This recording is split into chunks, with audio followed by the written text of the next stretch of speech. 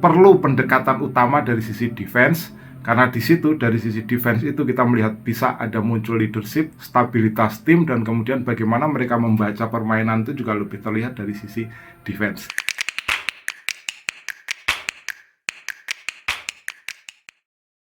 Salam pemirsa, ketemu lagi di Titis Corner, dan tim nasional Indonesia sudah melalui 2 pertandingan di Piala AFF tahun 2022 dan semuanya dengan hasil kemenangan.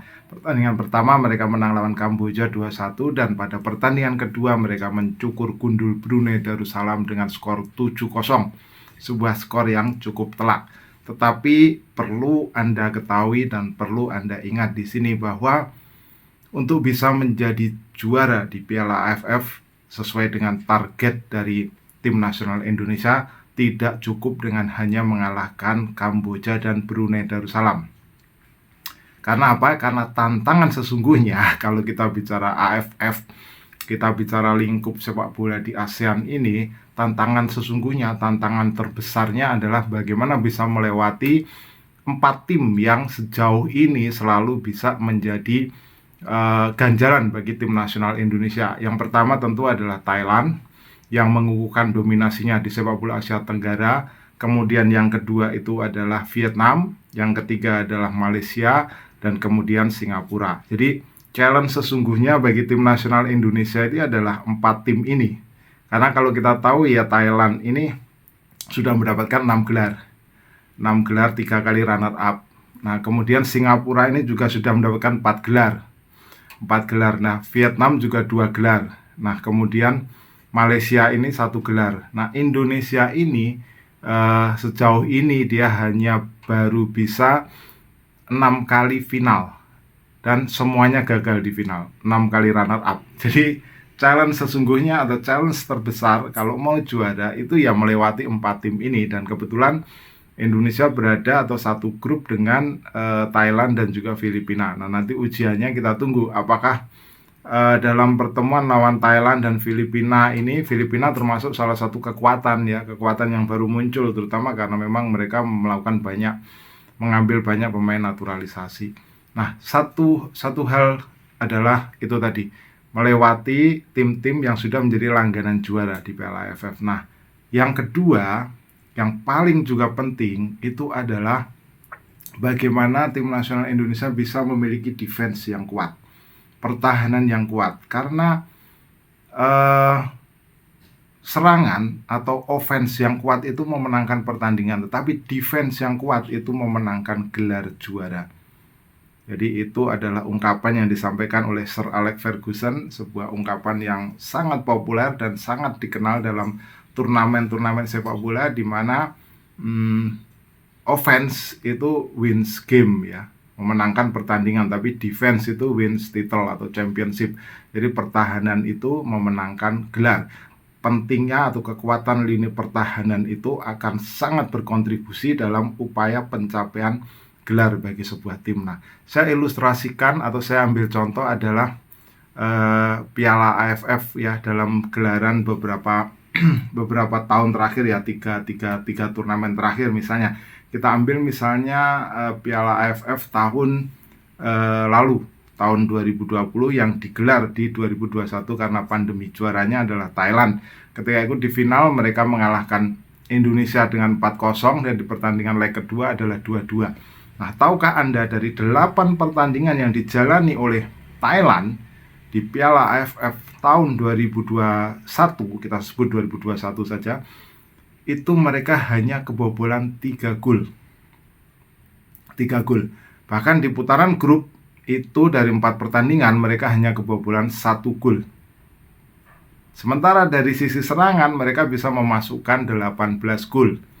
Ya, jadi yang perlu dicatat di sini adalah jumlah kebobolan mereka, yaitu hanya 3 gol. Hanya 3 gol. Dibandingkan dengan misalnya Indonesia yang masuk ke final ketika itu, masuk ke final lewat sebuah laga dramatis di semifinal lawan Singapura. Masuk ke final mereka kebobolan 13 gol, bandingkan misalnya dengan Thailand.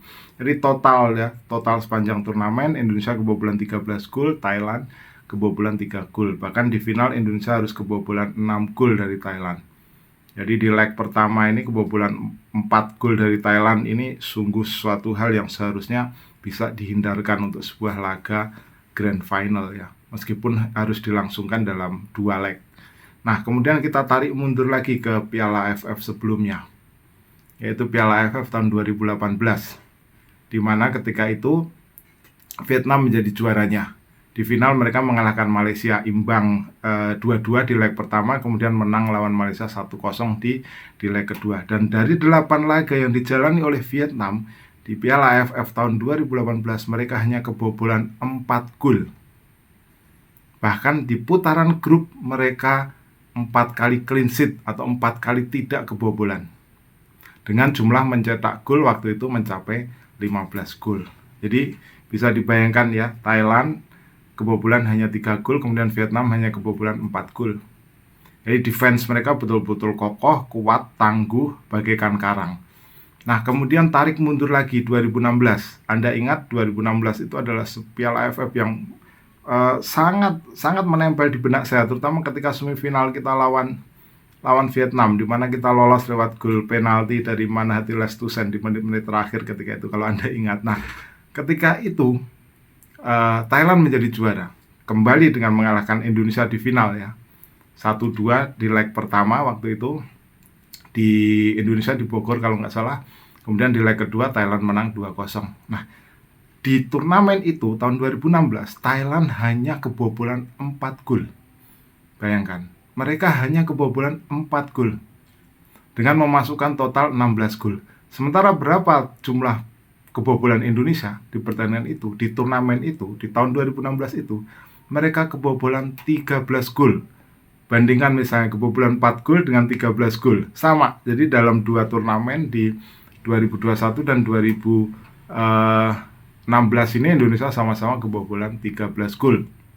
Nah, ini yang patut menjadi catatan ya kalau kita mau juara Piala AFF. Karena kalau kita lihat di laga lawan Brunei, ya laga lawan Kamboja dan Brunei seharusnya tidak perlu masuk hitungan ya, karena kita lihat juga mereka bukan lawan yang sepadan. Tetapi ketika bertemu dengan Brunei, kita pun sempat mereka atau Brunei sempat mendapatkan peluang bersih misalnya. Meskipun mereka bermain dengan 10 pemain di menit 73, ada shoot atau peluang besar bagi saya, menurut saya, oleh Brunei di menit ke 73 waktu itu. Nah, dari jumlah tendangan on target dari Brunei di pertandingan itu, meskipun mereka bermain dengan 10 orang, dari menit ke 40 maksud saya, mereka sempat melepaskan 4 shoot on target ke gawang Indonesia. Nah, ini yang perlu diwaspadai ya. Nah, saya pikir pelatih Indonesia Sinteyong di sini sudah punya formula di lini belakang, apalagi mereka punya pemain-pemain perpaduan antara pemain muda dan pemain senior yang cukup dinamis dan cukup tangguh menurut saya. Ada Jordi Amat di situ 30 tahun, Fakhrudin Arianto 33 tahun, pemain-pemain senior ya, Hansamu juga di usia peaknya 27 tahun. Kemudian ada Rahmat Irianto, pemain yang gelandang bertahan tapi bisa juga menjadi center back, pemain muda ya, 23 tahun. Di Skirito juga 21 tahun. Ini sebuah perpaduan pemain belakang yang cukup komplit menurut saya. Dan kita lihat bahwa offense itu bisa menghasilkan atau menjual tiket, seksi football, permainan indah, tetapi defense itu akan memenangkan gelar. Jadi perlu pendekatan utama dari sisi defense, karena di situ dari sisi defense itu kita melihat bisa ada muncul leadership, stabilitas tim, dan kemudian bagaimana mereka membaca permainan itu juga lebih terlihat dari sisi defense. Jadi itu catatan saya terhadap kemenangan timnas atas Brunei. Masih ada Thailand, masih ada Filipina, dan masih ada tim-tim besar lain seperti Vietnam, Malaysia, atau Singapura. Nah, kita lihat nanti bagaimana perjalanannya. Tapi penting diingat bahwa perkuat lini pertahanan, karena itu bisa memenangkan gelar. Sekian, silakan jika Anda punya komentar, tulis di kolom komentar. Sampai ketemu dengan kesempatan berikutnya. Salam.